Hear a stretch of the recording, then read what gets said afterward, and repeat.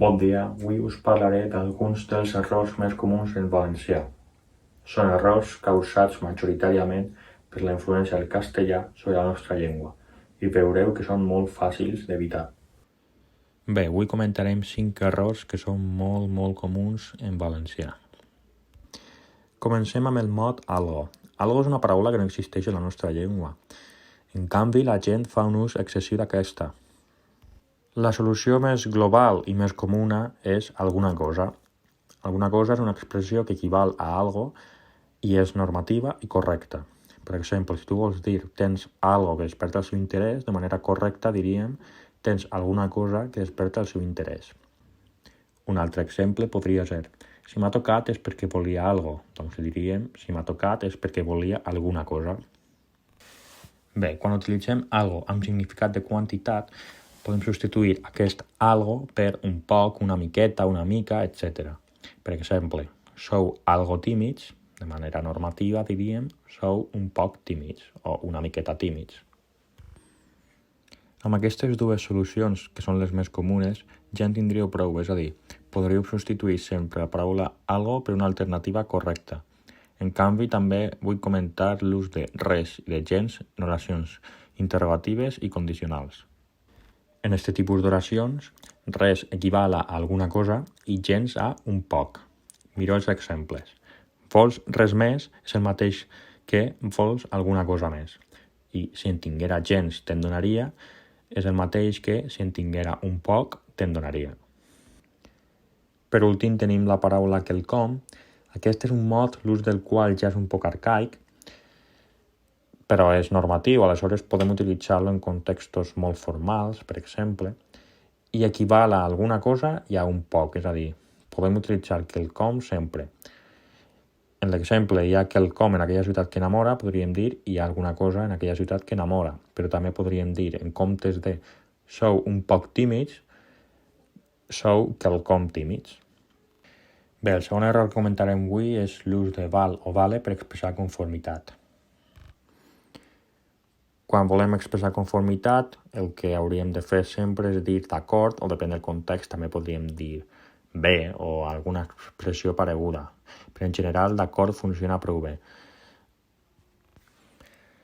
La paraula vale no existeix en la nostra llengua i la paraula val sí que apareix al diccionari, però té un significat prou diferent al d'expressar conformitat. Un val és un paper que tu pots canviar per una quantitat de diners, per un article, etc. En tercer lloc tenim l'ús incorrecte que fem de l'infinitiu moltes vegades per la influència del castellà sobre el valencià. Quantes vegades heu sentit, per exemple, un futbolista dir primerament agrair l'esforç de l'equip? Això és totalment incorrecte, d'acord? La solució més general és afegir un vull al començament de l'oració i dir vull agrair l'esforç de l'equip. En valencià és totalment incorrecte començar una oració amb l'infinitiu.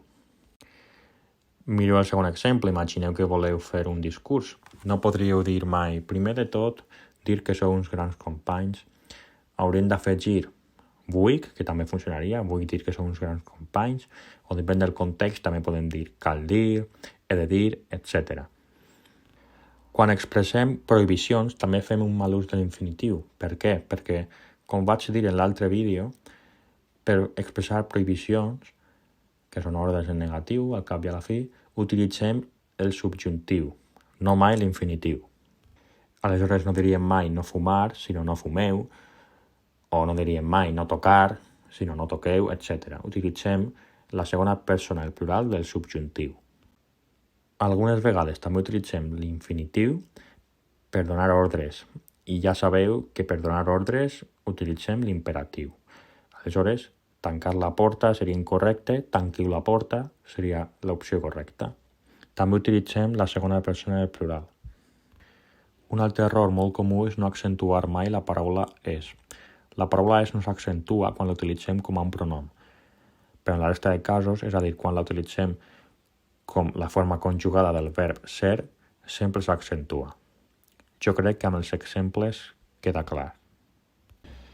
Per últim tenim el famós lo. Lo no existeix en la nostra llengua. L'únic cas on podríem utilitzar lo és com a pronom feble darrere del verb, per exemple, mireu-lo, però sabeu que el verb i el pronom anirien junts per un guionet. La solució més fàcil és utilitzar el en comptes de lo. Mireu el primer exemple. És el que havíem de fer, és el que havíem de fer.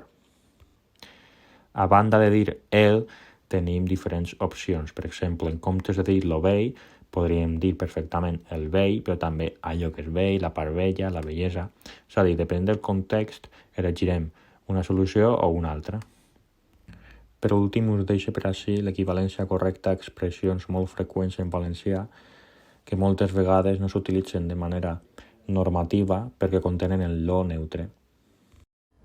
En resum, oblideu-vos de vales, d'algos i de los, pareu molta atenció a l'hora d'accentuar la paraula és i, per favor, feu un bon ús de l'infinitiu, d'acord? Doncs això és tot. Moltes gràcies per la vostra atenció.